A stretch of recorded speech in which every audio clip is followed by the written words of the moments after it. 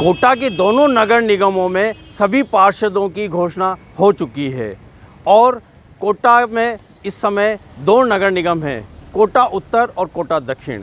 कोटा उत्तर में तो कांग्रेस ने एक तरफा जीत हासिल की है और यहाँ पर बीजेपी ने बुरी तरह से मात खाई है। कोटा उत्तर में कांग्रेस ने 47 सीटों पर कब्जा किया है और बीजेपी महज 14 सीटों पर यहाँ पर सिमट गई है। 9 प्रत्याशी निर्दलीय जीत के आए हैं। वहीं कोटा दक्षिण में कांटे का मुकाबला देखने को मिला है और कोटा दक्षिण में 36 पार्षद दोनों दलों के चुनकर आए हैं और मैच टाई हो गया है। ऐसे में 8 निर्दलीय जीत कर आए हैं और 8 निर्दलीय प्रत्याशी ही इस बार ये तय करेंगे कि महापौर किसका बनेगा। हम इस समय खड़े हैं कोटा नगर निगम के बाहर। ये कोटा नगर निगम यहाँ के तत्कालीन यूडीएच मिनिस्टर शांति धारीवाल ने बनवाया था और उस समय कांग्रेस की मेयर इस भवन में नहीं बैठ पाई थी और तब से बीजेपी के मेयर ही इस नए भवन में बैठे थे। ये पहला मौका होगा इस भवन में इस बार 2 नगर निगम होने के बाद दोनों नगर निगमों के आधा भाग डिवाइड कर दिया है। आधा भाग कोटा उत्तर में दिया है और इस भवन का आधा भाग कोटा दक्षिण में दिया है।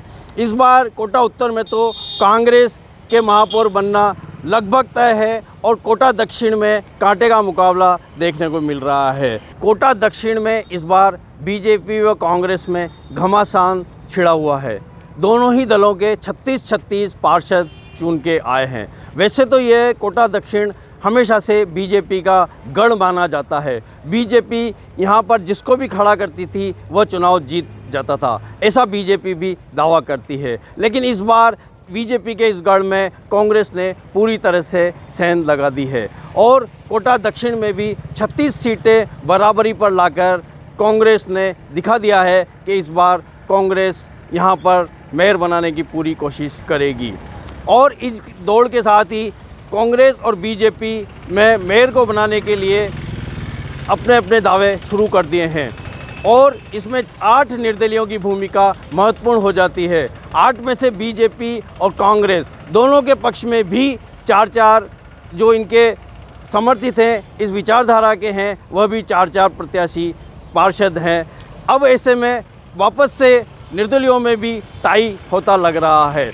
अब इसमें से 3 प्रत्याशी तो निश्चित रूप से बीजेपी के बताए जा रहे हैं और 3 प्रत्याशी कांग्रेस के बताए जा रहे हैं। अब बाजी 2 बचे हुए निर्दलीय पार्षदों के हाथ में होगी। अब ये 2 निर्दलीय पार्षद किस खेमे में जाएंगे और इनको मनाने के लिए दोनों ही पार्टियां भरसक प्रयास कर रही है। अभी बीजेपी ने तो बाड़ेबंदी भी शुरू कर दी है और कल रात को ही कोटा में बूंदी रोड पर एक होटल है, वहाँ पर देर रात को कुछ पार्षदों को इकट्ठा करना शुरू कर दिया था और ये सब पार्षद वहाँ पर इकट्ठा हो गए थे। लेकिन अभी सूत्रों से पता चला है कि वहाँ से भी बीजेपी इन पार्षदों को लेकर मध्य प्रदेश में किसी स्थान पर ले गई है। बताया जा रहा है कि 3 पार्षद बीजेपी के खेमे में, निर्दलीय 3 पार्षद अभी उनके पास हैं, लेकिन 2 पार्षदों की और ज़रूरत होगी। अब ये 2 पार्षद कौन है और यह अभी नामों का खुलासा करना उचित नहीं होगा। इन 2 पार्षदों पर पूरी दारोमदार होगी। इसमें एक जो ओम गुंजल है वह तो प्रहलाद गुंजल, जो यहाँ के कोटा उत्तर के पूर्व विधायक रह चुके हैं बीजेपी के, उनके रिश्तेदार हैं, तो उनको पार्टी दावा कर रही है कि उनको मना लिया जाएगा। कांग्रेस शाम को 5 बजे कांग्रेस कार्यालय पर मीटिंग करने जा रही है और कांग्रेस इसमें कुछ निश्चित सी लग रही है कि वह दक्षिण में भी मेयर बना लेगी।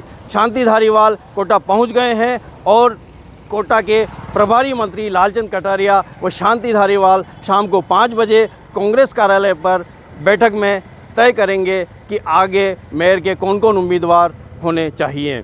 इसके अलावा कांग्रेस ने अपने जीत का पूरा श्रेय मंत्री शांति धारीवाल के विकास कार्यों को दिया है और शांति धारीवाल ने ही इस नगर निगम चुनाव में पूरी बागडोर संभाली हुई थी और टिकट वितरण से लेकर चुनाव प्रचार तक की सारी कमान धारीवाल ने अपने हाथ में रखी थी। ये कांग्रेस के लिए प्लस पॉइंट रहा, इसलिए कांग्रेस में ज़्यादा बागी भी खड़े नहीं हुए और कांग्रेस ने एक ऐन समय पर अपने टिकटों की घोषणा नहीं की और इसके अलावा डायरेक्ट सिंबल दिए।